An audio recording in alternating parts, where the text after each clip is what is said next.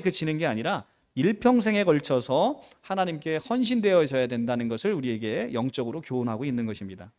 이스라엘 백성들이 항상 이 진설병상에 이 떡이 있게 했다는 사실은 생명의 떡이신 예수 그리스도를 항상 모시고 사는 성도들의 삶이 이 성도들의 그런 삶을 영적으로 우리에게 지금 성소의 모형을 통해서 우리에게 보여주고 있는 것입니다. 바로 이 생명이 떡이신 예수 그리스도를 모시고 사는 자들은 영원토록 하나님의 언약의 백성이 되어서 하나님께로부터 떨어져 나가지 않는다라는 것을 하나님이 영원한 이는 이스라엘 자손을 위한 것이요 영원한 언약이다라는 말씀을 통해서 우리에게 보여주고 있는 것입니다. 그러니까 그리스도와 함께 우리가 연합된 우리는 영원토록 하나님의 언약의 백성이 돼서 이제는 떨어질 수 없는 존재가 되었다. 이것은 영원한 언약이다라고 우리에게 알려주고 계시는 것입니다. 자, 레위기 24장 10절에서 23절의 말씀은 여호와의 이름을 모독한 슬로밋이라는 이 신성 모독자에 대한 불경죄에 대해서 처벌하는 규례를 담고 있습니다. 이스라엘은 혈연 공동체라기보다는 대다수의 히브리 민족과 잡다한 종족이 출애굽한 공동체로 구성이 되어 있습니다. 출애굽기 12장 38절에 나오는데요. 어떤 혈통적인 단일 민족이 아니라는 거예요. 그런데 그런 이유로 해서 이스라엘 내에서는 민족 간의 생활 양식과 종교 생활에 대한 차이로 인해서 종종 갈등이 일어나곤 했습니다. 그러한 배경 속에서 발생한 것이 바로 슬로밋 아들의 신성 모독 사건이 오늘 이제 나타나게 되는 것입니다. 그래서 신성 모독죄는 이스라엘 신앙 공동체를 근본적으로 부정하는 악행으로서 절대 용납될 수 없었던 사악한 범죄였습니다. 이에 하나님께서는 차제에 다시는 이런 일이 발생하지 않도록 이 슬로밋 아들을 돌로 처형시킴으로써 이스라엘 백성들에게 경계시킨 사건을 오늘 다루고 있습니다. 같이 보겠습니다. 10절 이스라엘 자손 중에 그의 어미가 이스라엘 여인이요 그의 아버지는 애굽 사람인 어떤 사람이 나아가서 한 이스라엘 사람과 진영 중에 싸우다가 그 이스라엘 여인의 아들이 여호와의 이름을 모독하며 저주함으로 무리가 끌고 모세에게 가니라. 그의 어머니의 이름은 슬로밋이요 단지파 디브리의 딸이었더라. 14절 그 저주한 사람을 진영 밖으로 끌어내어 그것을 들은 모든 사람이 그들의 손을 그의 머리에 얹게 하고 온 회중이 돌로 그를 칠지니라. 너는 이스라엘 자손에게 말하여 이르라. 누구든지 그의 하나님을 저주하면 죄를 담당할 것이요 여호와의 이름을 모독하면 그를 반드시 죽일지니 온 회중이 돌로 그를 칠 것이라. 거류민이든 본토인이든 여호와의 이름을 모독하면 그를 죽일지니라. 아멘. 자, 이렇게 신성 모독은 돌로 쳐서 죽이는 처형을 받게 됐습니다. 그런데 신약에서 예수님의 제명이 뭐였습니까? 바로 신성 모독죄였어요. 예수님의 처형의 제목이 신성 모독입니다. 그러면 모세 율법 레위기에 따르면 지금에 따르면 예수님은 뭘로 돌아가셔야 돼요? 투석형으로 돌아가셔야 되는 거예요. 투석형. 그런데 유대 백성들은 이 율법을 너무 잘 알기 때문에 예수님의 제명을 신성 모독으로 쳐 죽이면 돌로 죽여야 되기 때문에 이것은 큰 반란, 예수님을 다 선지자로 여기기 때문에 큰 반란이 일어날 것을 우려했습니다. 그래서 율법에 밝았던 이스라엘 백성들은 자기의 죄로 이스라엘 백성의 법으로 처단하지 않고 예수를 빌라도에게 넘겨준 이유가 바로 그것에 있었습니다. 이게 빌라도로 데려가면 로마법으로 처형되게 되는데 로마법에서의 신성 모독은 이것은 황제를 배반한 황제를 넘어서는 죄악이기 때문에 반란죄입니다. 그래서 이것은 십자가 처형으로 처형되게 되어 있는 거예요.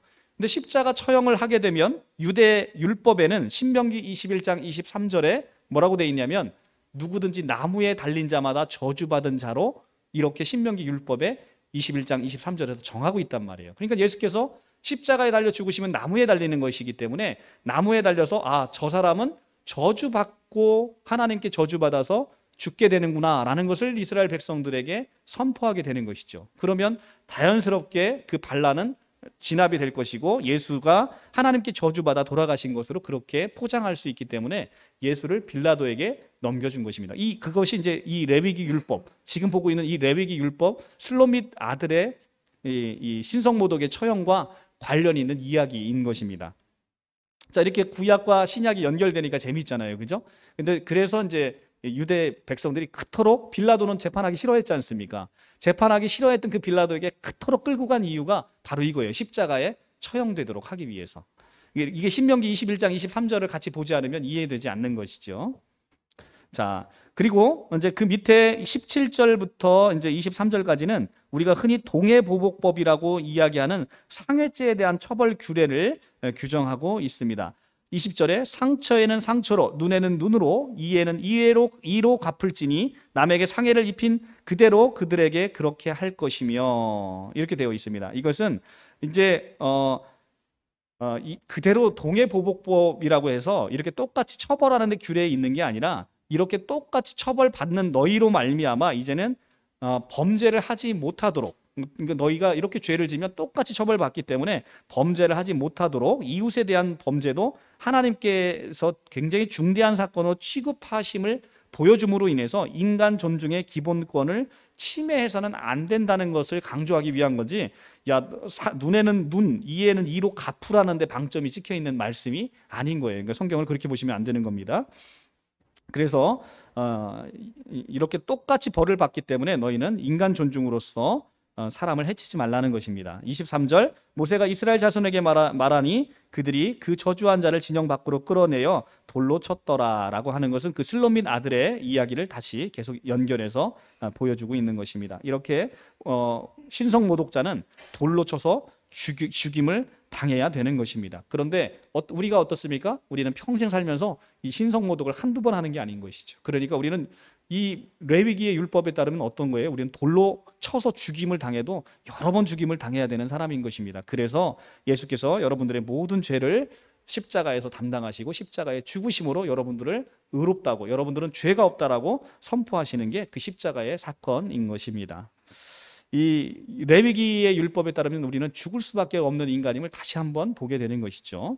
25장 이제 안식년입니다. 25장 3절, 너는 6년 동안에 그 밭에 파종하며 6년 동안 그 포도원을 가꾸어 그 소출을 거둘 것이나 일곱째 해에는 그 땅을 쉬어 안식하게 할지니 여호와께 대한 안식이라. 이제 안식년은 매 7년마다 한 번씩 지키는 절기입니다. 6년 동안 풍성한 곡식을 내었던 땅을 1년 동안 쉬게 하는 것입니다. 왜 그러냐면, 첫째는 그러므로 말미암아 땅의 지력을 회복해서 좋은 생산성을 갖도록 하기 위함입니다. 둘째는 1년간 하나님과 깊은 영적 교제를 나누기 위해서 이 안식년을 주셨다는 겁니다. 신명기 31장 10절에서 13절에 의하면 안식일에는 백성들에게 율법을 낭독해 주도록 하고 하나님을 경외하는 방법을 배우게, 그렇게 신명기 율법에 나타나 있습니다. 그렇기 때문에 안식년은 그냥 쉬는 게 아니라 그 기간 동안에 이 하나님의 율법을 낭독하고 하나님을 경외하는 방법을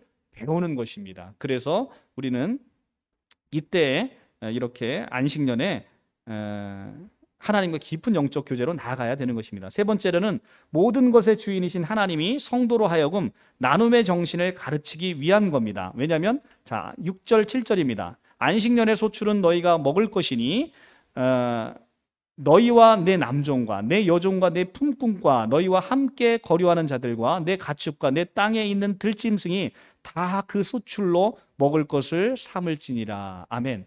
일곱째 해에는 아무도 이걸 소출을 거두지 못하잖아요. 그러니까 모든 사람이 그 소출을 함께 먹고 마시라고 하는 하나님의 놀라우신 이웃사랑의 정신, 나눔의 정신이 이 안식일의 정신으로 들어가 있는 것입니다. 다음에는 희년입니다. 희년은 안식년을 7번 지킨 다음에 50번째 되는 해를 가리키는 거예요. 안식일이 7번이면 몇 해요? 7, 7, 49, 49번째 다음 해, 그러니까 50번째 되는 해가 바로 희년이라고 하는 것입니다. 그래서 종교력으로는 7월 10일 대속죄일로부터 1년을 지키도록 되어 있어요. 지금 보시면 8절입니다. 너희는 7 안식년을 계수할지니 이는 7년이 7번인즉 안식년 7번 동안에 곧 49년이라. 일곱째 달 열흘날은 속죄일이니 너는 나팔 소리를 내며 전국에서 뿔나팔을 크게 불지며 너희는 50째 해를 거룩하게 하여 그 땅에 있는 모든 주민을 위하여 자유를 공포하라. 이 해는 너희에게 희년이니 너희는 각각 자기의 소유지로 돌아가며 각각 자기의 가족에게 돌아갈지며. 아멘. 자, 이 희년은 정말 놀라운 것입니다. 이 희년은 우리에게는 소망인 겁니다. 예수께서는 우리는 희년의 그리스도로 오셨음을 우리가 누가복음에서 이제 우리가 보게 되는 것인데요. 이 희년의 그리스도는 정말 놀라운 거예요. 우리는 살다 보면 때로는 이 구약에서는 종으로 사는 사람, 자기의 소산을 다 판 사람, 가정 모든 형편에 따라서 이것도 저것도 다 뺏겨서 아무것도 없는 거지로 살아가는 사람도 있을 것인데, 이 사람들에게 있어서 희망은 오직 이 희년밖에 없는 거예요. 희년이 되면 모든 것이 리셋되는 거예요. 리셋. 처음부터 나의 가지고 있었던 모든 것들 다 나에게 다시 돌아오는 절기가 바로 이 희년인 거예요. 희년. 그러니까 예수로 말미암아 잃었던 나의 모든 것이 회복되는 것, 이것이 바로 우리 그리스도인의 삶인 것입니다. 바로 희년은 바로 그런 거예요. 희년은 이제는 인간의 노력으로서는 어찌할 수 없는 그런 상황에 있었을 때 제도로서 희년을 정함으로써 모든 것이 리셋되고 새로 출발할 수 있는 가능성을 열어주는 것, 이게 바로 희년이에요. 우리는 예수 그리스도로 말미암아 희년을 지금 선포되고 희년을 살고 있다는 겁니다. 그걸 어떻게 알 수 있어요? 여러분들 지금 몇 년도를 살아요? 2022년을 살잖아요. 예수를 기원으로 해서 기원 전과 기원 후 BC와 AD가 나눠져 있다는 거예요. 그분으로 말미암아 기원이 된 거예요. 그분으로 말미암아 새로운 시작이 시작된 거예요. 이게 바로 희년인 것입니다. 이 희년의 그리스도, 이 모든 것이 리셋되는, 우리의 모든 죄와 사망과 저주는 다 물러가고 이제는 그리스도 안에서 새롭게 출발하는, 그러니까 우리의 모든 부정, 그러니까 우리가 다시 너무나 죄악 가운데 빠져 있고 너무나 실패가 좌절이 깊어서 이제는 헤어날 수 없는 그 구렁텅이 안에서 희년의 그리스도가 오셔서 우리를 리셋 시켜주는 것, 우리를 처음부터 다시 리셋, 그죠? 리셋 시켜주는 이 놀라움이 바로 희년입니다. 자, 근데 희년은 10절에 보면 일곱째 달 열흘날 속죄일인데 이 대속죄일로부터 카운트를 하도록 되어 있어요. 왜 그러냐면 이게 하나님 여기에 놀라운 영적인 비밀이 내포되어 있습니다. 희년은 이스라엘에게 자유와 해방을 가져다 주는 날입니다. 대단히 기쁜 날입니다. 그런 기쁨을 알리기 위해서 제사장들이 나팔을 크게 지금 불고 희년의 도래를 알리고 있지요. 9절에. 그런데 이 놀라운 참된 해방은 죄의 완전한 속죄가 선행이 되어야 하기 때문에 대속죄일로부터 1년을 지키라고 한 거예요. 속죄가 없으면 진정한 해방과 자유가 도래되지 않는다는 것입니다. 그래서 이 유대 종교력 니산월부터 시작해서 카운트를 하는 게 아니라 니산월부터 쭉 돌아와서 종교력으로 7월 10날이 대속죄일이에요. 대속죄일로부터 희년을 지키도록 시작을 한 이유가 바로 이겁니다. 그래서 진정한 자유와 해방은 바로 속죄가 선행이 되어야 함을 우리에게 알려주기 위해서 이날로부터 대속죄일을 이 희년을 지키도록 한 것입니다. 그런 의미에서 우리는 그리스도 안에서만 참된 자유와 해방을 맞이할 수 있음을 우리가 알게 되는 겁니다. 그리스도 안에서 누려지는 해방과 자유가 아니면 그것은 진정한 해방과 자유가 아니라는 거예요. 왜냐하면 그분만이 우리를 영원히 속죄시킬 수 있기 때문에 그렇습니다. 자, 우리가 돈이 너무나 없는 분들, 돈이 막 이렇게 들어오게 되면 그것을 우리가 자유라고 생각할 수 있어요. 그런데 그 자유는 진정한 자유가 아니라는 거죠. 그 자유는 예수 그리스도 안에서 누려질 때만 진정한 자유임을 우리에게 알게 되는 것입니다. 그러니까 이 진정한 자유와 해방은 결국은 죄와 관련된 문제고, 이 죄의 문제가 해결되지 않으면 우리 진정한 자유와 해방은 있을 수 없음을 우리에게 보여주고 있는 것입니다. 희년은 잃어버렸던 기업을 회복하며 종에서 해방돼서 자유를 누리고, 빚이 있는 자는 모든 빚을 탕감받게 됩니다. 내가 아무리 빚을 많이 져도 희년이 돌아오면 다 빚을 탕감받게 되는 거예요.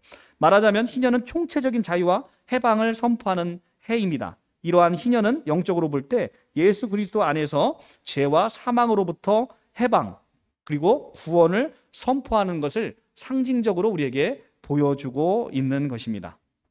자, 누가복음 4장 18절에 가면 예수께서 어떻게 말씀하셨나 한번 보겠습니다. 여기 다시 올게요. 누가복음 4장 18절의 말씀입니다. 신약성경 94쪽입니다. 신약성경 94쪽 누가복음 4장 18절, 19절, 18절, 19절을 같이 한번 합독하겠습니다. 시작.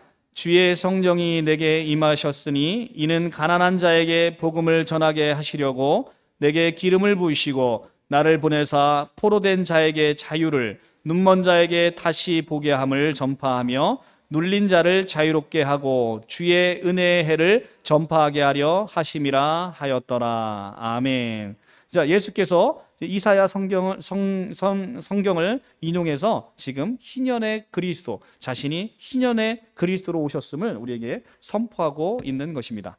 자, 13절, 이 희년에는, 지금 13절에서 17절은 희년 제도에 따른 토지 매매 규례를 지금 우리에게 보여주고 있습니다. 이 희년에는 너희가 각각 자기의 소유지로 돌아갈지라. 자, 이제 종으로 팔려와서도 자기의 소유지로 다 돌아가는 거예요.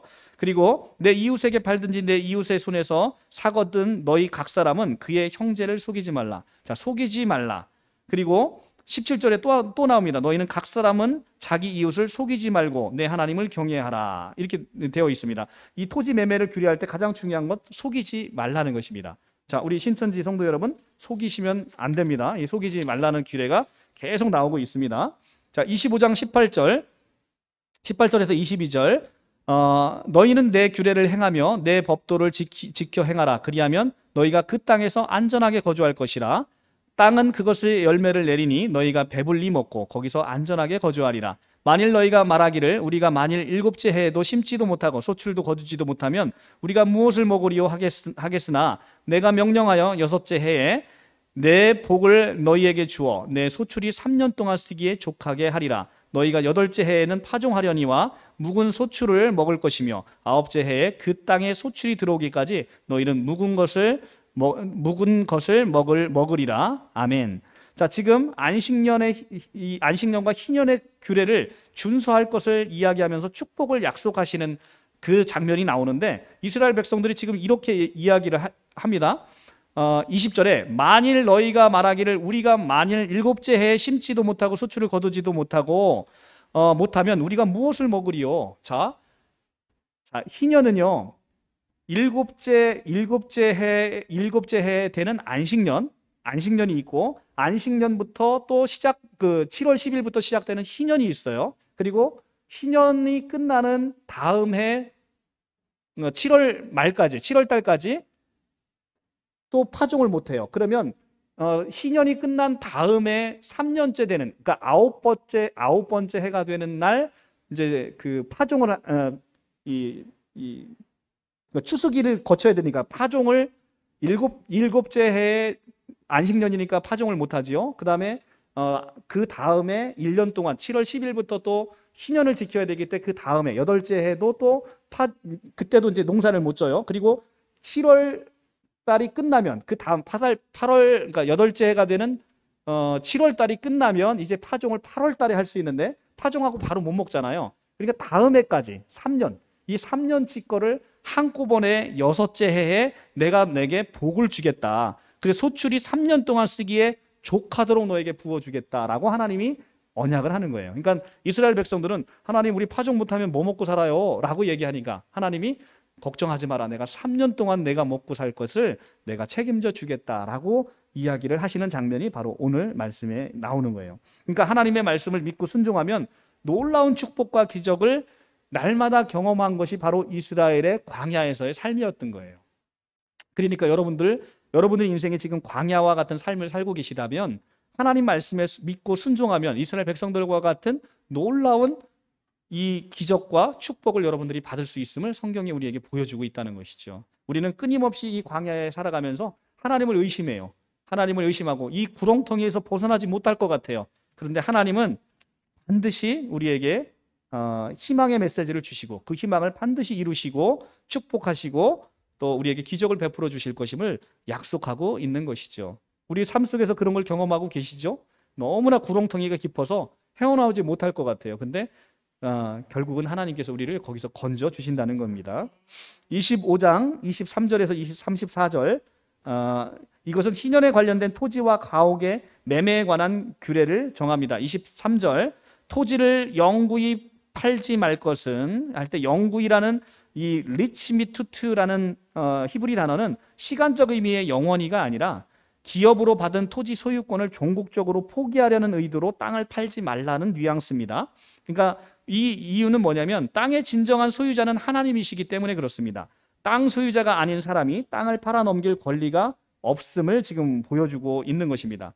우리는 모두 이 땅에서 나그네 인생을 살아가고 있는 거죠. 인생이란 그 누구도 자신이 살고 있는 이 땅에서 한 평의 땅도 자신의 것으로 영원히 소유할 수 없는 보잘것없는 존재임을 우리에게 보여주고 있는 겁니다. 그런데 어떻습니까? 대한민국 지금 땅 투기 열풍이잖아요. 땅 투기 열풍, 그죠? 그러니까 사실은 그냥 우리가 만든 부동산 소유 등록부라고 하는 이거 등기부라고 하는 것에 우리 이름을 기재해 놓고 그걸 그냥 내 거야라고 이렇게 인간이 정해 놓은 거죠. 근데 사실은 그게 아무도 그 땅을 소유할 권리가 없다는 것입니다. 인간은 빈손으로 와서 빈손으로 가는, 그렇게 우리는 그런 인생이라는 것이죠. 잠시 피었다가 지는 이 꽃과 같다는 것이죠. 잠시 피었다가 피는 이 꽃과 같이 우리는 하나님 안에서 이렇게 이 나그네 인생으로 살아가게 되는 것이죠. 그런데 거기에 없어질 잠시 있다 없어질 그런 곳에 우리가 소망을 두고 살게 되면 아무런 소망 없이 사는 존재가 되게 되는 것입니다. 우리는 영원하신 보배, 영원히 없어지지 않는 하늘의 보화, 바로 예수 그리스도를 소망하며 사시기를 간절히 축원합니다. 자, 그래서 우리는 이제 이 땅에서 이렇게 땅을 소유할 수 없음을 알게 되고요. 그리고 24절에 가면 24절, 너희는 기업의 온 땅에서 그 토지를 무르기를 허락할지니 만일 내 형제가 가난하여 그의 기업 중에서 얼마를 팔았으면 그에게 가까운 기업 물을 자가 와서 그의 형제가 판 것을 물을 것이요 만일 그것을 물을 사람이 없고 자기가 부유하게 되어 물을 힘이 있으면 그 판 해를 계수하여 남은 값을 산자에게 주고 자기 소유지로 돌릴 것이라. 그러나 자기가 물을 힘이 없으면 그 판 것이 희년에 이르기까지 산자의 손에 있다가 희년에 이르러 돌아올지니 그것이 곧 그의 기업으로 돌아갈 것이니라. 아멘. 가난해서 누가 대신 그것을 물어줄 사람, 여기서 무르다는 깨울라라는 히브리 단어는 도로 찾다라는 뜻의 깔에서 파생된 명사입니다. 그래서 되살 권리, 해방시키고 구속시킨다라는 뜻을 가지고 있습니다. 일명 고엘 제도라고 부르고 있습니다. 그래서 우리가 팔은 것을, 우리가 근데 너무 내가 가난해서 나의 기업 중에 땅을 팔았어요. 그러면 내 친척 중에 누군가가 기업 물을 자가 이것을 와서 도로 사주는 거예요. 도로 사주는 것, 이것을 고엘 제도라고 하는데 이것을 무르다라는 표현으로 하고 기업 물을 자라고 이야기를 하고 있는 것입니다.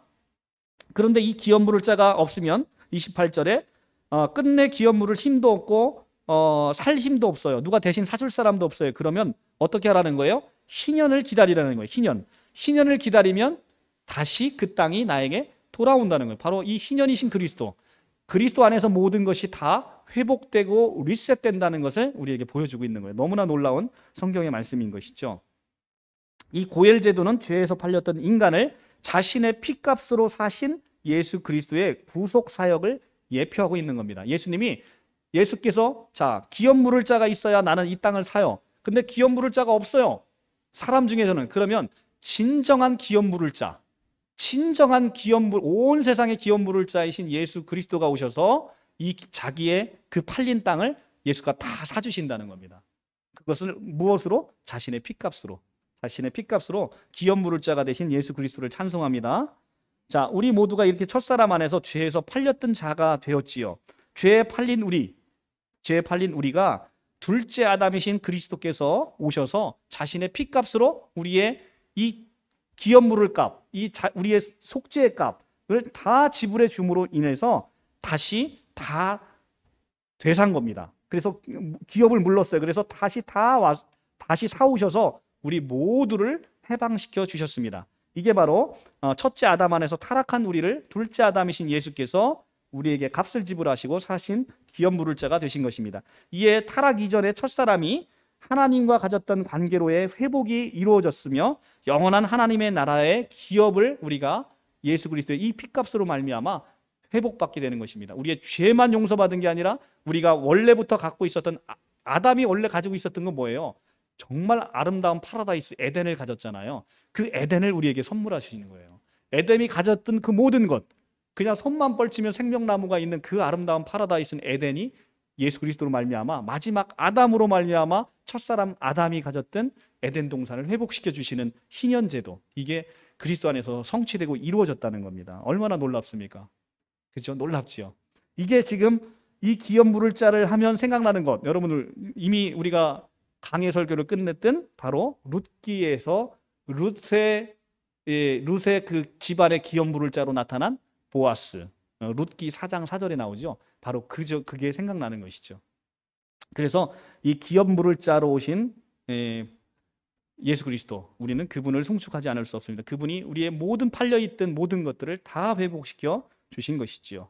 자, 25절부터 28절은 토지 무르는 규례, 그리고 29절에서 31절은 가옥, 그러니까 집을 무르는 규례, 그 다음에 32절에서 34절은 레위인의 가옥과 토지를 무르는 규례를 각각 따로따로 규율하고 있습니다. 28절에 가면 자기가 기업 물을 힘이 없으면 그 판 것에 희년이 올 때까지 돌아오는 거예요. 그러면 모든 땅의 주인이신 하나님께서 희년의 당신의 땅의 질서를 스스로 회복시키겠다는 의지를 나타내주고 있습니다.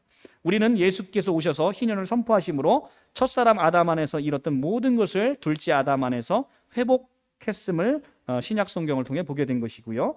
29절에서 30절은 일반 백성의 가옥 중에 성내 가옥, 이게 성 안에 있는 성내 가옥은 주로 부자들이 살고 있는 곳이라 1년 이내에 무르지 않으면 산자의 소유로 확정되고 희년이라도 돌아가지 않는 법을 지금 주셨습니다.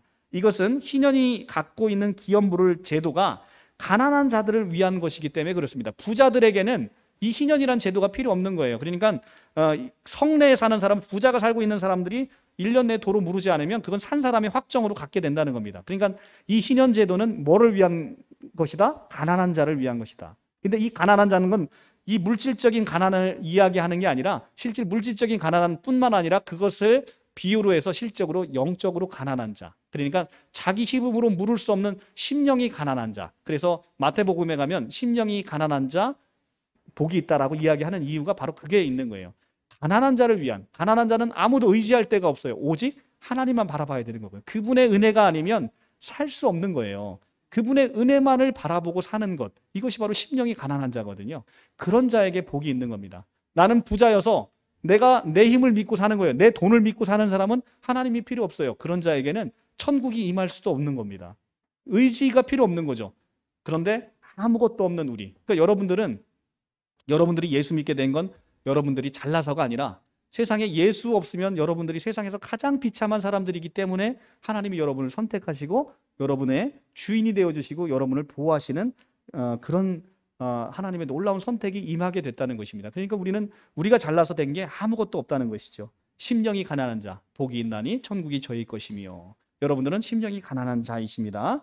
자, 31절에 성벽에 둘리지 않은 촌락의 가옥, 이것은 가난한 자의 가옥을 뜻하는 건데 이것은 언제든지 무르고 희년에 돌려보내지는 것을 이야기하고 있습니다.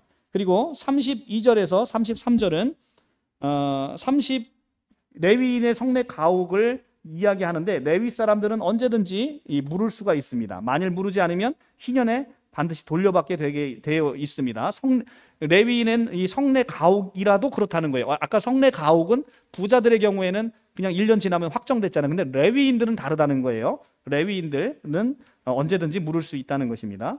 그러니까 레위인의 특권이 얼마나 놀라운지 알겠죠. 근데 여러분들은 누굽니까? 여러분들은 레위인이에요. 여러분들은 영적인 제사장이기 때문에 여러분들은 레위인이란 말이에요. 레위인이기 때문에 언제든지 우리 주 예수 그리스도가 오셔서 여러분들의 모든 것들을 물러줄 수 있는 거예요. 그게 이제 놀라운 하나님의 복음의 선포인 거죠. 그래서 이제 그 이야기, 레위의 것을 이야기해주고 있습니다. 35절에서 55절의 말씀은 이제는 본문이 가난한 동족의 대우에 관한 규례를 이야기를 하고 있습니다. 이 35절 보면 내 형제가 가난하게 되어 빈손으로 내 곁에 있거든 너는 그를 도와 거류민이나 동거인처럼 너와 함께 생활하게 하되 너는 그에게 이자를 받지 말고 내 하나님을 경외하여 내 형제로 너와 함께 생활하게 할 것인즉 너는 그에게 이자를 위하여 돈을 구워주지 말고 이익을 위하여 내 양식을 구워주지 말라. 39절 너와 함께 있는 내 형제가 가난하게 되어 내게 몸이 팔리거든 너는 그를 종으로 부리지 말고 품꾼이나 동거인과 같이 함께 있게 하여 희년까지 너를 섬기게 하라. 자, 이것은 한결같이 동족을 압제하지 말고 불쌍히 여겨 억압 상태에서 해방시켜 주라는 규례인 것입니다. 이는 하나님께서 가난하고 억압받는 자들에게 대해서 매우 지대한 관심을 갖고 보호하여 주심과 아울러서 영적으로 볼 때 하나님의 구속행위가 바로 우리 인간에 대한 하나님의 자비와 사랑의 결정체임을 그래서 이렇게 하나님이 우리를 구속해 주시고 구원해 주신 것을 이 성경 말씀을 통해서 알려주고 있습니다. 이것이 하나님의 사랑의 정신이라는 것입니다. 우리에게도 그렇게 동족을 억압하지 말고 압제하지 말고 자기 동료와 그리고 자기 형제와 같이 이렇게 대해주라고 이야기하고 있습니다. 26장 1절에서 13절의 말씀은 이제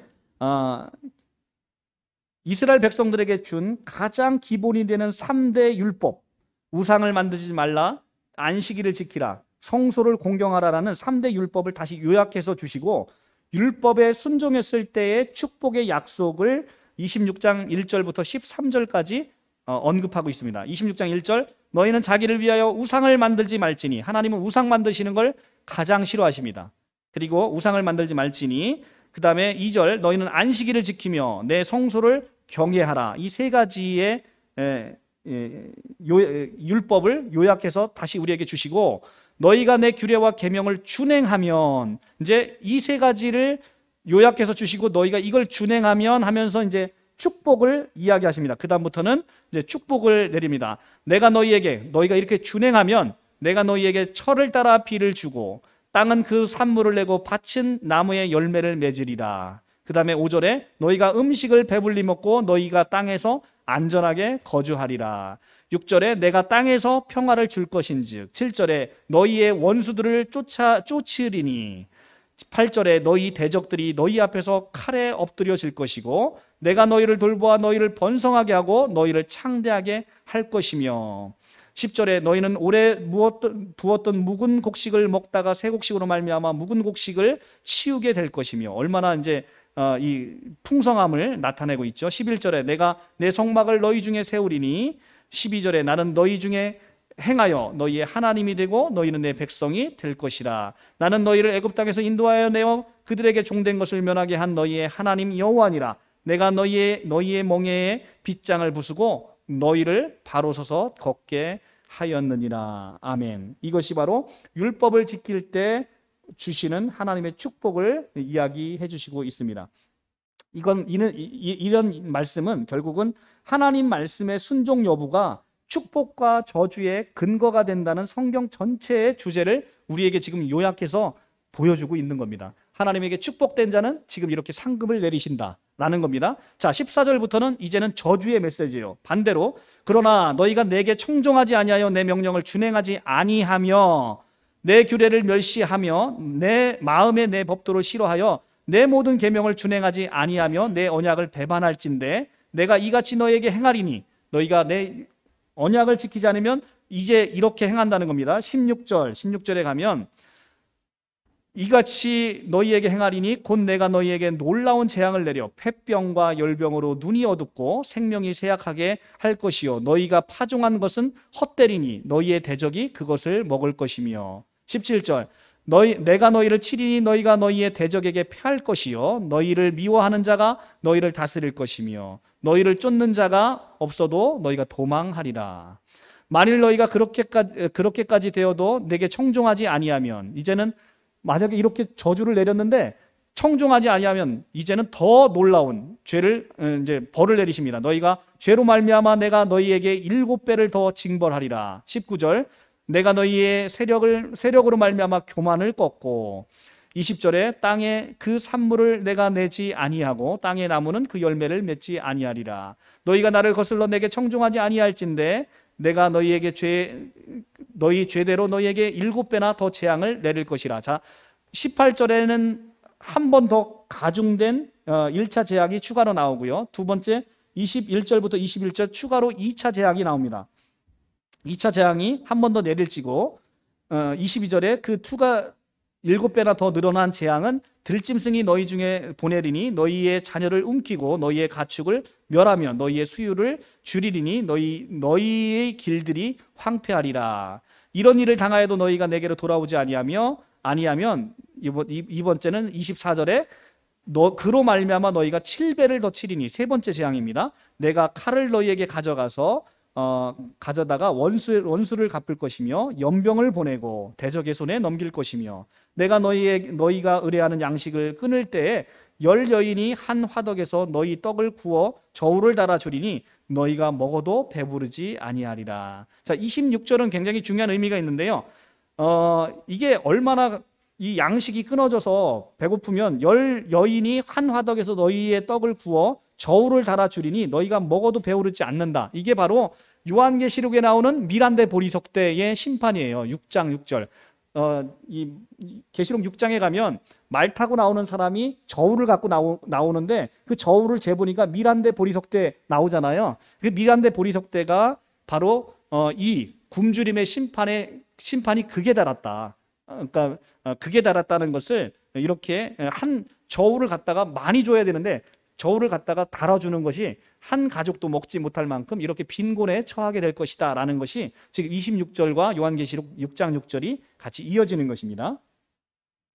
너희가 이같이 될지라도 내게 청종하지 아니하고 내게 대항할진대 내가 그러면 7배나 더 징벌하리니 해서 또 한 번 이 4차 추가 재앙을 언급하십니다. 이 4차 추가 재앙은 어떤 거냐면, 내가 진노로 너희에게 대항하되 너희가 죄로 말미암아 7배나 더 징벌하리니 너희가 아들의 살을 먹을 것이요 딸의 살을 먹을 것이며.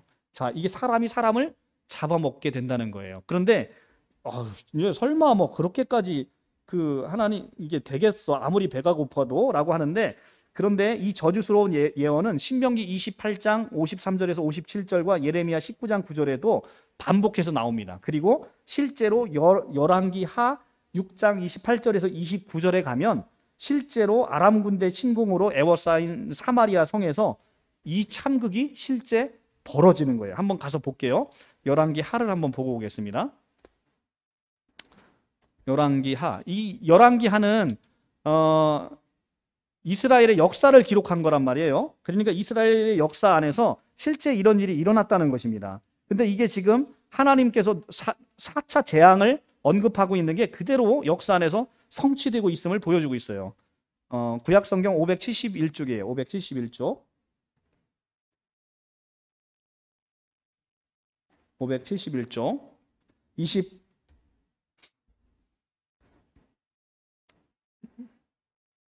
27절부터 읽겠습니다. 왕이 이르되 여호와께서 너를 돕지 아니하시면 내가 무엇으로 너를 도우랴? 타작마당에서 말미암아 하겠느냐? 포도주 틀로 말미암아 하겠느냐 하리라. 또 이르되 무슨 일이냐 하니 여인이 대답하되 이 여인이 내게 이르기를 내 아들을 내어 놓아라. 우리가 오늘 먹고 내일은 내 아들을 먹자 하매 우리가 드디어 내 아들을 삶아 먹었더니 이튿날에 내가 그 여인에게 이르되 내 아들을 내어 놓아라. 우리가 먹으리라 하나 그가 그의 아들을 숨겼나이다 하는지라. 왕이 그 여인의 말을 듣고 자기의 옷을 찢느니라. 이게 이제 무슨 얘기냐면, 먼저 여인이 나타나서 왕에게 이제 그 여인 이제 서로가 아들을 하나씩 잡아먹기로 했는데 우리 아들을 먼저 잡아먹었는데 다음 날 보니까 이 여인이 자기 아들을 도망시킨 거예요. 그러니까 왕한테 와서 고한 거, 그러니까 왕이 노해서 이제 옷을 찢는 이런 장면이 나오는 것인데, 이게 이스라엘 역사에서 실제로 일어났다는 것입니다. 근데 이런 재앙들이 하나님께서 너희가 내 율법에 순종하지 않을 때 이런 재앙을 더하겠다라고 이렇게 이야기하는 게 실제로 열왕기 하에서 성취됐음을 우리가 보게 되는 것이죠. 자, 30절 레위기 다시 돌아와서 26장 30절입니다. 그 다음에 내가 너희의 산당을 헐며 너희의 분향단을 부수고 너희의 시체들을 부서진 우상들 위에 던지고 내 마음이 너희를 싫어할 것이며 내가 너희의 성읍을 황폐하게 하고 너희의 성소들을 황량하게 할 것이요.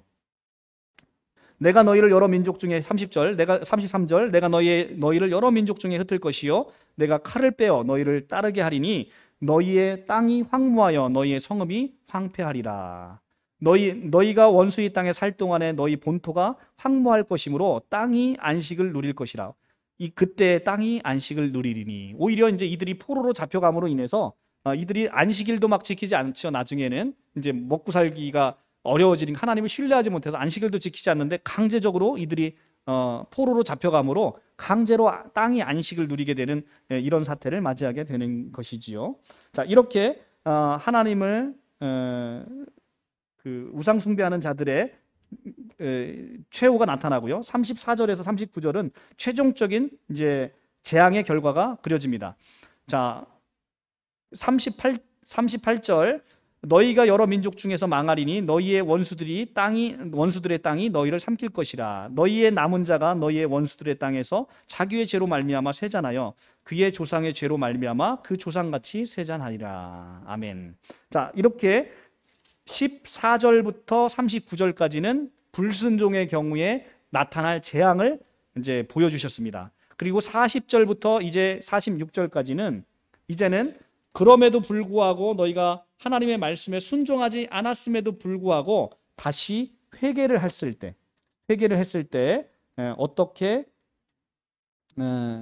하나님께서 너희들을 다시 기억하는지를 보여주십니다. 40절 그들이 나를 거스른 잘못으로 자기의 죄악과 그들의 조상의 죄악을 자복하고 또 그들에게 내게 대항함으로 나도 그들에게 대항하여 내가 그들의 원수의 땅에서 끌어갔음을 깨닫고 그의 할례받지 아니한 그들의 마음이 낮아져서 그들의 죄악의 형벌을 기쁘게 받으면 내가 야곱과 맺은 내 언약과 이삭과 맺은 내 언약을 기억하며 아브라함과 맺은 내 언약을 기억하고 그 땅을 기억하리라. 그들이 내 법도를 싫어하며 내 규례를 멸시하였으므로 그 땅을 떠나서 사람이 없을 때에 그 땅은 황폐하여 안식을 누릴 것이며 그들은 자기의 죄악의 형벌을 기쁘게 받으리라. 그런즉 그들이 그들의 원수들의 땅에 있을 때에 내가 그들을 내버려 두지 아니하며 미워하지 아니하며 아주 멸하지 아니하고 그들과 맺은 내 언약을 폐하지 아니하리니 나는 여호와 그들의 하나님이 됨이니라. 아멘. 회개하면 열조와 맺은 언약을 다시 기억해서 그 땅을 기억하고 그 백성들과의 언약을 폐하지 아니하고 그들 조상과 언약을 기억하리라라고 하나님이 이렇게 회개하고 돌아오라고 이야기합니다. 이제는 구약 성경 이제 모세 율법부터 계속 이어지는 얘기는 내 백성아 다시 회개하고 돌아오라라는 거예요. 내 백성아 다시 돌아오라. 계속 하나님은 그 말씀하시는 거예요. 끊임없이 이들은 배반하고 끊임없이 우상 숭배하고 그래서 끊임없이 대적들이 들어와서 이들을 이 불순종에 지금 언급했던 레위기 26장 14절부터 39절에 나오는 이 불순종의 심판을 계속 쏟아부어요. 그러면서 하나님은 끊임없이 회개하고 돌아오라, 회개하고 돌아오라, 회개하고 돌아오라. 이렇게 하나님이 애타게 부르시는 거예요. 지금 이제 계속 그 얘기만 나올 겁니다. 죄를 범한 이스라엘이 회개하고 돌아올 때 하나님께서는 하나님의 은혜가 그에게 다시 임할 것을 소망의 약속으로 지금 주고 계시는 겁니다. 결국 하나님의 저주가 하나님의 저주와 경고는 심판의 목적이 있는 게 아니라 결국은 어디에 목적이 있는 겁니까? 회복의 목적이 있는 거예요. 온전한 회복으로 인해서 자신의 자녀로 삼고 싶은데 목적이 있는 거예요. 그러니까 심판과 저주의 목적이 있는 게 아니고 회복하고 다시 자신의 자녀로 삼고 아름다운 교제와 교통으로 우리를 이끄시는데 하나님의 목적이 있다는 겁니다. 하나님의 진정한 관심은 형벌에 있지 아니하고 용서와 구원에 있다는 사실을 우리가 레위기를 통해서 보게 되는 것입니다. 46절이 레위기 전체에 이제 맺은 말입니다. 이것은 여호와께서 시내산에서 자기와 이스라엘 자손 사이에 모세를 통하여 세우신 규례와 법도와 율법이니라. 자, 지금까지 이제 레위기를 다 봤습니다. 레위기를 다 보고 이제 이게 지금 여호와와 모세를 통해서 이스라엘 백성과 맺은 언약이 바로 이거다라고 얘기합니다. 그러니까 26장이 거의 결론이잖아요. 너희가 이 율법을 잘 지키면 너희는 이런 축복을 받을 거야. 라고 하고 그런데 너희가 못 지키면 이렇게 저주받을 거야. 그래도 너희가 회개하고 돌아오면 나는 너희와 언약을 기억할 거야. 이것이 레위기 전체의 요약이잖아요. 그죠? 이것이 이제 레위기의 큰 흐름을 보게 되는 거예요. 그러니까 레위기 26장을 통해서 우리는 이 율법에 순종한 자와 순종하지 않는 자, 그리고 다시 회개하고 돌아오는 자에 대한 이야기가 다 그려지는 거예요. 그런데 자, 신약을 살고 있는 우리는 어떻습니까? 지금 우리는 여전히 우리 세계에도 두 부류가 있어요. 하나님의 말씀에 순종하지 않아서 하나님이 우리에게 유일하게 지금 그 명령하신 게 뭡니까? 하나님의 일이 아까 뭐였었어요? 요한복음 6장 28절에 하나님의 일은 그가 보내신 자 예수 그리스도를 믿는 거예요. 그게 이제 지금 그 613가지를 다 완성하시고 우리한테 딱 하나, 그거 완성하신 그분을 믿으면 이 모든 축복이 너에게 있는 거야 라고 하나님이 말씀하셨는데 그걸 못해요. 그 쉬운 걸 못한다고. 그래서 그걸 믿는 자는 지금 어떤 거예요? 지금 이 축복을 주시는 거예요. 그런데 아직도 회개하지 않고 계속 끊임없이 그런다고 그게 그 하나님만 믿는다고 되면 그러면 그렇게 쉬운 건 누구나 다 하게. 근데 그 쉬운 걸 그 얘기하는 사람이 못하고 있어요. 그 쉽다고 얘기하면서 세상에서 제일 못하는 게 뭐냐면 예수 그리스도를 믿는 거예요. 하나님을 믿는 게 세상에서 제일 어렵고 제일 힘들어요. 그런데 막상 사람들은 믿지 않는 사람은 그렇게 얘기합니다.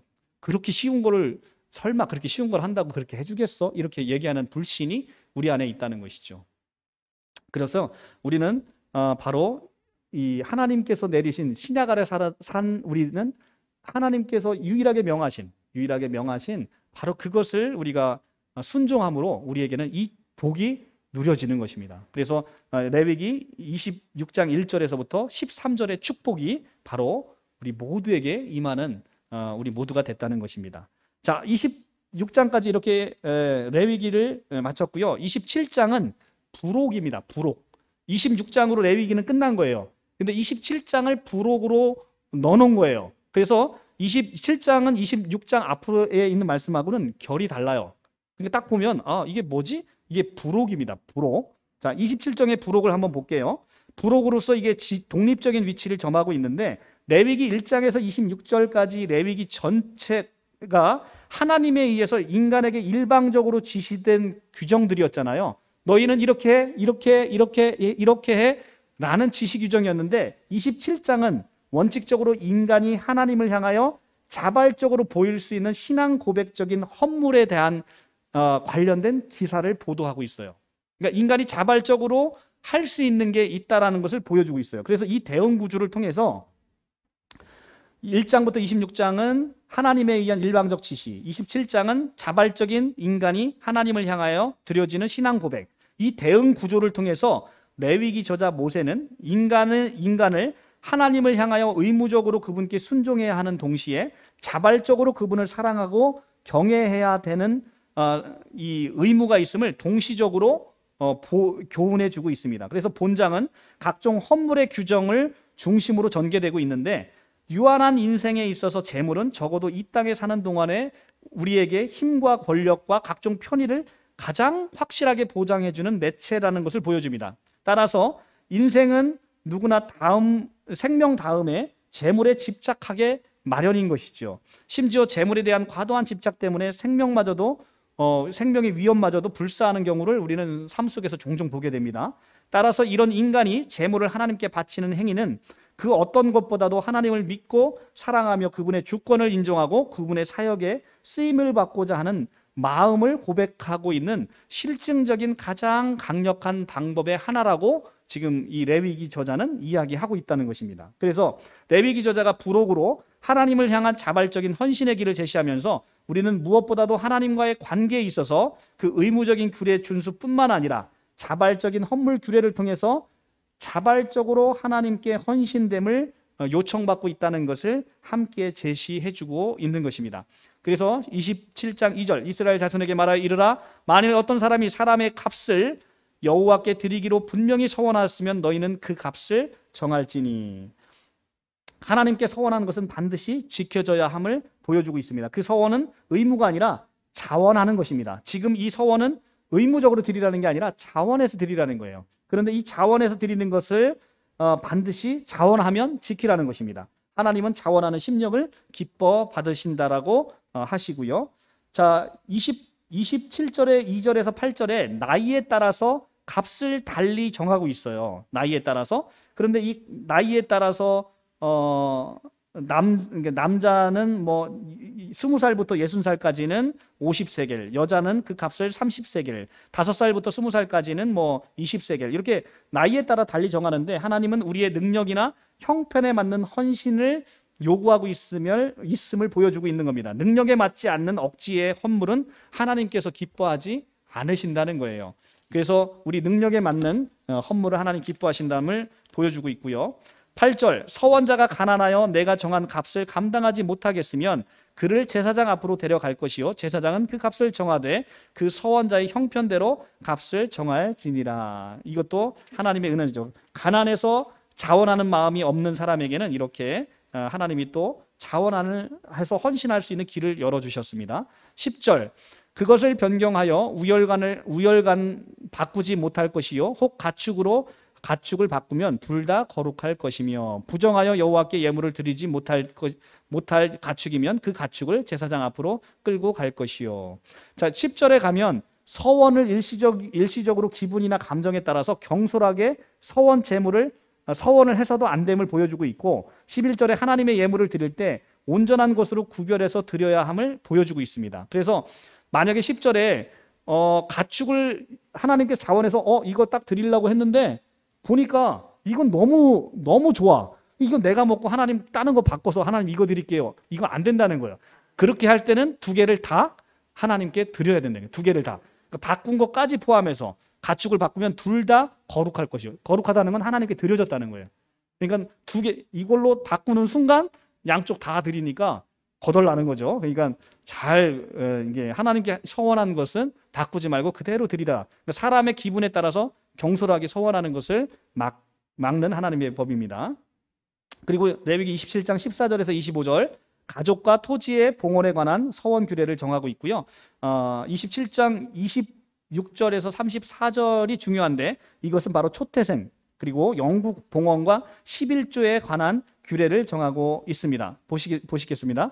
오직 가축 중에 처음 난 것은 여호와께 드릴 것이라 소나 양은 여호와의 것이니 누구든지 그것으로 성별하여 드리지 못할 것이며. 아멘. 자, 생축의 초태생은 원래 여호와 것입니다. 그러니까 서원 제물로 바칠 수 없는 거예요.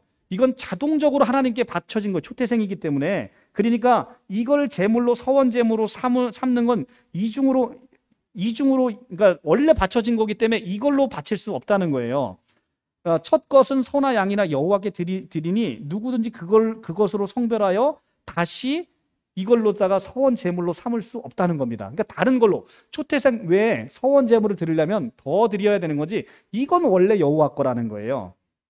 자, 그리고 28절부터 29절 어떤 사람이 자기 소유 중에 오직 여호와께 온전히 바친 모든 것은 사람이든 가축이든 기업에 바치든 팔지 못하고 무르지도 못하나니 바친 것은 다 여호와께 지극히 거룩함이며 온전히 바쳐진 사람은 다시 무르지 못하나니 반드시 죽일지니라. 자, 이게 보시면 28절에서 29절에 여호와께 바쳐진 건 지극히 거룩함으로 그것이 무엇이든지 팔지도 속하지도 못하게 합니다. 그리고 온전히 바쳐진 그 사람이라는 이 단어는 원어 성경의 헤렘이라는 단어인데 부정적 의미로 멸절시키다라는 뜻을 가지고 있어요. 그래서 여기서는 사형에 해당하는 죄를 범한 자들은 절대 속하지 못하고 반드시 죽여야 한다는 것을 알려주고 있는 거예요. 그래서 온전히 바쳐진 그 사람, 이것은 긍정적인 의미가 아니라 부정적 의미예요. 그래서 온전히 바쳐진 사람, 그러니까 죽어야 될 그 사람은 반드시 무르지 못하고 죽이라는 것입니다. 그것이 죄의 당연한 법칙인 거예요. 그래서 예수께서 십자가에 달려신 이유가 바로 이겁니다. 우리는 바로 이렇게 죽어야 될 자라는 거죠. 이 죽어야 될 자는 반드시 죽어야 되는 거예요. 그래서 우리를 대신해서 사람이신 예수께서 죽을 수밖에 없었음을 이 말씀을 통해서 보여주고 있는 거예요. 자, 그러니까 이렇게 이야기하고 있고요. 30절에서 34절 이제 마지막입니다. 그리고 땅의 10분의 1 곧 그 땅의 곡식이나 나무의 열매는 그 10분의 1은 여호와의 것이니 여호와의 성물이라. 또 만일 어떤 사람이 그의 11조를 물으려면 그것에 5분의 1을 더할 것이요 모든 소나 양의 11조는 목자의 지팡이 아래로 통과할 것에 10번째 것마다 여호와의 성물이 되리라. 그 우열을 가리거나 바꾸거나 하지 말라. 바꾸면 둘 다 거룩하리니 무르지 못하리라. 아멘. 자, 소산의 11조, 가죽의 11조를 규정하고 있고요. 가죽의 11조, 가죽의 10분의 1은 목자의 지팡이 아래로 통과한 것에 10번째 것을 드리라고 합니다. 인위적으로 사람이 바꾸지 못하도록 하고 바꿨을 때는 둘 다 드리라고 하는 것이에요. 그러니까 인간이 가질 수 있는 이기적인 마음으로 11조 정신을 훼손하는 일이 없도록 이렇게 규정하신 것이죠. 하나님께서 초태생과 11조는 사람이 구별하여 드릴 수 없다라고 하는 것은 그것은 이미 하나님께 바쳐진 것이기 때문에 그렇다는 거예요. 그래서 그것을 드리는 자신에게 있는 모든 것은 하나님께로부터 온 것이다 라는 것을 우리가 고백하는 거예요. 그러니까 11조는 원래 11조의 정신이, 물론 이제 구약에서는 11조가 율법으로 드려졌어요. 그런데 율법으로 드려진 11조의 원래 정신은 이것이 하나님의 것이다 라는 거예요. 근데 하나님의 것이다 라고 할 때 10의 1만 하나님 것이 아니라 전체가 하나님 거라는 거예요. 전체가 하나님 것인데 그 중에 내가 이를 드림으로 나의 전체를 하나님께 드린다라는 신앙 고백이 기본 정신으로 깔려 있는 거예요. 이 11조의 정신은 지금도 유효한 겁니다. 그래서 우리는 11조를 드릴 때 율법으로 드리는 11조, 이건 저주받는 거예요. 그러니까 내가 11조 안 드리면 하나님이 나를 저주하실 것 같고, 내가 11조를 드리면 하나님이 쌓을 것이 없는지 복을 붓는지 봐라라는 말라기 3장의 말씀을 인용해서 그거는 저주받을 짓인 거예요. 우리가 율법에 따라 드리는 11조는 저주받는 겁니다. 다만 내가 믿음이 장성해서 내가 하나님께 정말 드리고 싶은 마음이 저절로 생겨요. 그때 우리가 11조를 드리는데, 11조를 자원하는 마음에 11조를 드릴 때 열의 하나를 드리는 건 나의 전체를 드리는 신앙 고백 행위라는 겁니다. 그래서 10의 1을 실제로 하나님께 드림으로 말미암아 우리의 전체가 하나님의 소유고 하나님 것이다 라는 고백을 하게 되는 것입니다. 이 하나님께서 초태생을 당신의 소유로 정하신 것은 이스라엘의 애굽에 탈출할 때 6월절에 첫 장자를 다 죽였잖아요. 누구만 빼고? 바로 어린 양의 피가 발라진 이스라엘 백성만 빼고. 그러니까 이스라엘 백성의 초태생은 다 누구 거예요? 다 하나님 거예요. 그런데 우리가 지금 우리는 하나님의 바로 초태생이 된 거예요.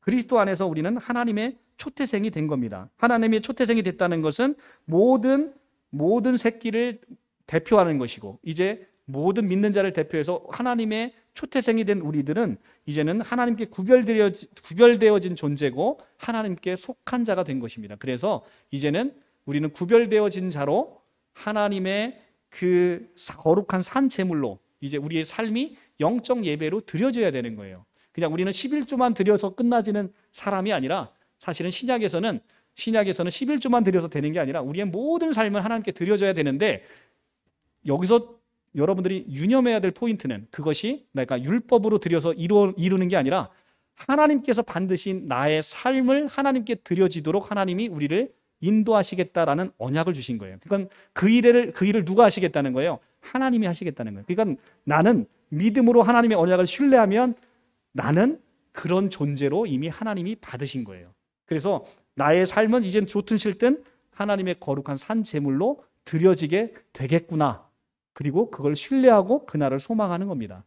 나는 11조 드리기 싫은데 그래도 믿음이 자꾸 쌓여지면 나는 드리기 싫은데 자꾸 드려지게 돼 있어요. 그러니까 여러분들 걱정하지 마세요. 그러니까 율법으로 무서워서 드리는 11조 이제 그만하셔도 된다는 거예요. 이제 그게 아까운 마음이 드시면 과감하게 접으세요. 그것은 하나님이 기뻐하지 않는 예물입니다.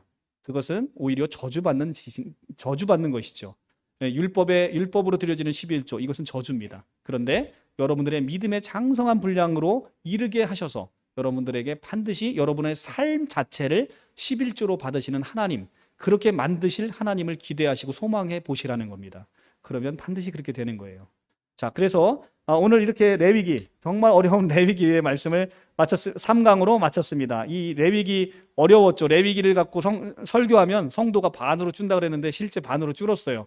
그래서 이제 다음부터 이제 레위기 끝나고 이제 민수기 넘어가는데, 민수기 하기 전에 오늘 이제 11조가 나왔고 우리 교회가 설립된 지 1주년이 됐습니다. 이제 1년에 한 번, 저는 헌금 설교는 안 하는데 일주일에 한 번 이제는 헌금 설교를 할 때가 된 것 같고요. 레위기를 통해서 오늘 11조가 나왔으니까 11조의 그러면 진정한 의미가 무엇인지를 구약 성경 창세기부터 나오는 11조의 연역, 그리고 각국에서 11조를 어떻게 드리고 있는지, 그리고 11조의 진정한 정신은 무엇인지, 왜 이제는 우리가 율법의 11조를 드려서는 저주받게 되는 것인지, 그리고 그러면 우리는 이 11조의 정신을 어떻게 우리의 삶 속에서, 우리의 헌금에서 구현할 수 있는지, 이런 것들을 다음 시간에 하고 민수기로 넘어가도록 하겠습니다. 예, 레위기 어려운 말씀을 함께 해주셔서 감사하고요. 근데 레위기도 자세히 하나씩 뜯어보면 참 은혜가 되지요. 예, 우리가 하나님의 말씀이 하나도 그냥 허투루 보낼 건 없는 것 같아요. 이게 어렵더라도 이렇게 하나하나 뜯어보면 그 안에서 큰 은혜가 넘칠 줄 믿습니다. 예, 감사합니다. 기도하겠습니다.